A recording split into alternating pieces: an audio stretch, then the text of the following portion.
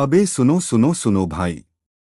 एक बार मेरी जिंदगी में ऐसा ट्विस्ट आया था ना कि मम्मी ने मुझे इंजीनियर बना दिया होता, पापा ने डॉक्टर बना दिया होता, लेकिन किस्मत ने मुझे धोबी बना दिया।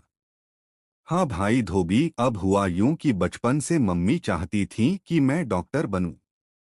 सुबह उठते ही कान में आवाज आती थी, बबलू उठ जा बेटा, तेरे को तो लोगों की जान बचानी है। मैं सोचता मेरी तो जान जा रही है सुबह सुबह उठ के। खैर जैसे तैसे बड़ा हुआ, 12वीं पास की, तंगी में सही, लेकिन पास तो किया। फिर नीट का फॉर्म भरा, किताबें खरीदीं, कोचिंग ज्वाइन की और पढ़ाई शुरू हुई। लेकिन असली खेल तो कोचिंग में शुरू हुआ। पहले दिन ही मास्टर जी ने पूछा, बोलो बच्चों, ह्यूमन हार्ट में कितने चैम्बर होते हैं? मैं बोला, 4। क्लास ने ताली बजाई। फिर मास्टर जी ने पूछा, फेफड़ों का क्या काम होता है? मैं बोला, सांस लेना और सिगरेट पीने से काला होना।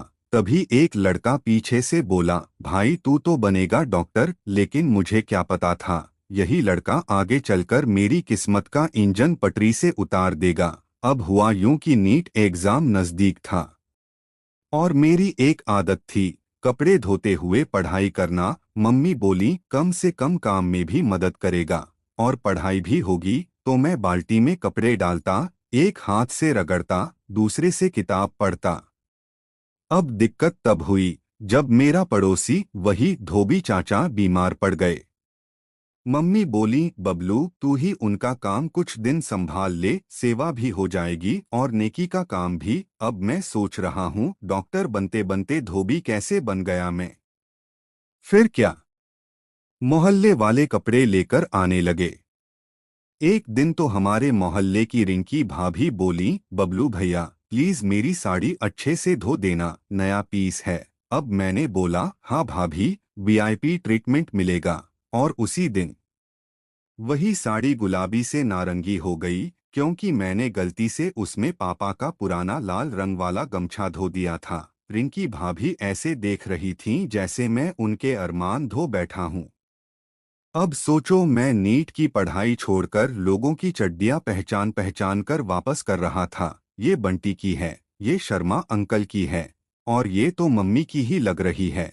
एक दिन मम्मी ने देखा तो बोली, तू डॉक्टर बनने निकला था या कपड़े पहचानने वाला एक्सपर्ट बनने? अब नीट का दिन आया, मैं सेंटर पहुंचा, हाथ में पेन, जेब में हॉल टिकट, लेकिन दिमाग में रिंकी भाभी की साड़ी कैसे नारंगी हुई। पेपर देखते ही ब्रेन शटडाउन हो गया।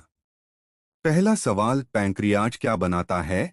मेरे दिमाग में आया, साबुन का झाग। दूसरा सवाल, डीएनए का पूरा नाम बताओ। मैं बोला, धोबी ने अगर ना धुला तो आएगा गंध बस। वहीं से मेरा डॉक्टर बनने का सपना झाग में उड़ गया। अब नीट के बाद रिजल्ट आया, रोल नंबर देखा तो पास नहीं बल्कि धुल गया था। लेकिन मजे की बात ये हुई कि मोहल्ले में मेरे कपड़े धोने का इतना नाम हो गया कि धोबी चाचा बोले, बबलू तू तो मेरा वारिस है। अब सोचो, जिस दिन नीट का रिजल्ट आया उसी दिन मुझे मोहल्ले का धुलाई चैंपियन अवार्ड मिला।